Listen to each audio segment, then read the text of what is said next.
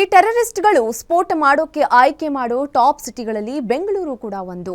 ಹಿಂದೆ ಬ್ಲಾಸ್ಟ್ಗಳಾದ ಉದಾಹರಣೆಗಳು ಇವೆ. ಇದೀಗ ಮತ್ತೊಮ್ಮೆ ಬೆಂಗಳೂರನ್ನ ಟಾರ್ಗೆಟ್ ಮಾಡಿದ್ದಾರಂತೆ ಈ ಉಗ್ರ ಕ್ರಿಮಿಗಳು. ಈ ಬಗ್ಗೆ ತಮಿಳುನಾಡಿನ ತನಿಖಾ ತಂಡದ ತನಿಖೆಯ ಸಂದರ್ಭದಲ್ಲಿ ಸ್ಫೋಟಕ ಫ್ಯಾಕ್ಟ್ಸ್ ಬಯಲಾಗಿದೆ. Take a look.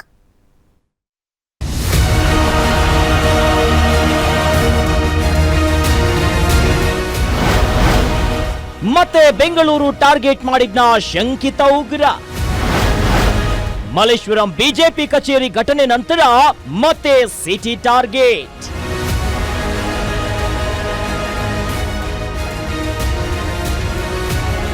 ಎರಡು 2013ರಲ್ಲಿ ಮಲ್ಲೇಶ್ವರಂನ ಬಿಜೆಪಿ ಕಚೇರಿ ಬಳಿ ಬಾಂಬ್ ಸ್ಫೋಟಿಸಿದ್ದ ಆರೋಪಿ ಅಬೂಬಕರ್ ಸಿದ್ದಿಕಿಯನ್ನ ಈಗಾಗಲೇ ಬಂಧಿಸಲಾಗಿದೆ.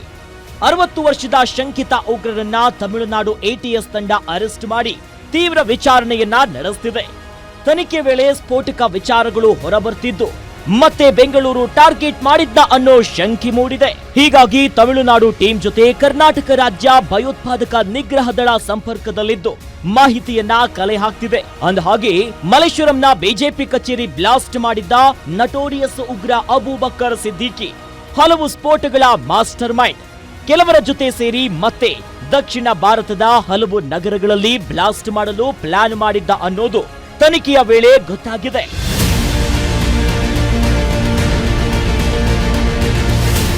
ಈ Abubakar digital bomb, IED bomb, ಟೈಮರ್ಗಳನ್ನ ತಯಾರಿಸುವಲ್ಲಿ ಮಾಸ್ಟರ್.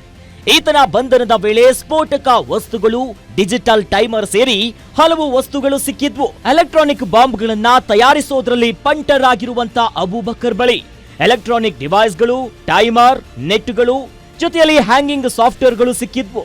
ಅಲ್ಲದೆ ಬಾಂಬ್ಗೆ ಬಳಸುವ ಸಾಕಷ್ಟು ವಸ್ತುಗಳು ಪತ್ತೆಯಾಗಿದ್ವು. ತನಿಖೆಯ ವೇಳೆ ಈತ ಬೆಂಗಳೂರಿಗೂ ಸಂಪರ್ಕ ಸಾಧಿಸಿದ್ದ ಅನ್ನೋ ವಿಚಾರ ಗೊತ್ತಾಗಿದ್ದು ಬೆಂಗಳೂರಿನಲ್ಲಿ ಮತ್ತೆ ಸ್ಫೋಟಿಸಲು ಪ್ಲಾನ್ ಮಾಡಿದ್ದ ಶಂಕೆ ವ್ಯಕ್ತವಾಗಿದೆ. ಬೆಂಗಳೂರು ಎಟಿಎಸ್ ಟೀಮ್ ತಮಿಳುನಾಡಿಗೆ ಹೋಗಿ ಅಲ್ಲಿನ ಟೀಮ್ನ ಭೇಟಿಯಾಗಿ ಮಾಹಿತಿಯನ್ನ ಕಲೆ ಹಾಕಿದೆ. ಈ ಬಗ್ಗೆ ನಗರ ಪೊಲೀಸ್ ಆಯುಕ್ತ ಸೀಮಂತ್ ಕುಮಾರ್ ಪ್ರತಿಕ್ರಿಯೆಯನ್ನ ನೀಡಿದ್ದು ಅವರ ವಿಚಾರಣೆಯ ಬಳಿಕ ಆರೋಪಿಯನ್ನ ವಶಕ್ಕೆ ಪಡೆದು ವಿಚಾರಣೆಯನ್ನ ನಡೆಸಲಿದ್ದೇವೆ ಎಂದರು. ತಮಿಳುನಾಡು ಪೊಲೀಸ್ ಜೊತೆಗೆ ಟಚ್ ಅಲ್ಲಿದ್ದಾರೆ. ಯಾಕಂದ್ರೆ ಅವ್ರು ಫಸ್ಟ್ ಅರೆಸ್ಟ್ ಮಾಡಿದ್ದಾರೆ. ನಮ್ದು ಪೇಪರ್ಸ್ ನಾವು ಕೊಟ್ಟಿದ್ದೀವಿ. ಎಟಿಎಸ್ ಅವರು ಸದ್ಯಕ್ಕೆ ಈ ಕೇಸಲ್ಲಿ ಅಬ್ಸ್ಕಾಂಡಿಂಗ್ ಇದ್ರು ಅವರು. ಆ ಕೇಸಲ್ಲಿ ನಾವು ಪೇಪರ್ಸ್ ಕೊಟ್ಟಿದ್ದೀವಿ. ಅದರ ಮೇಲೆ ತಮಿಳುನಾಡು ಪೊಲೀಸ್ ಜೊತೆಗೆ ಟಚ್ ಅಲ್ಲಿ ನಮ್ಮವರು. ಸದ್ಯ ಅಬೂಬಕರ್ ಸಿದ್ದಿಕಿ ಬಗ್ಗೆ ಬೆಂಗಳೂರು ಎಟಿಎಸ್ ಟೀಮ್ ಇಂಚಿಂಚು ಮಾಹಿತಿಯನ್ನ ಪಡೆದಿದ್ದು ಆತನನ್ನ ಬಾಡಿ ವಾರೆಂಟ್ ಮೇಲೆ ಕರೆತರಲು ಮುಂದಾಗಿದೆ. ತಮಿಳುನಾಡು ಪೊಲೀಸರ ವಿಚಾರಣೆ ನಂತರ ಕರೆತರಲಿದ್ದಾರೆ. ನಂತರ ಅಬೂಬಕರ್ ಬೆಂಗಳೂರನ್ನ ಮತ್ತೆ ಟಾರ್ಗೆಟ್ ಮಾಡಿದ್ನ.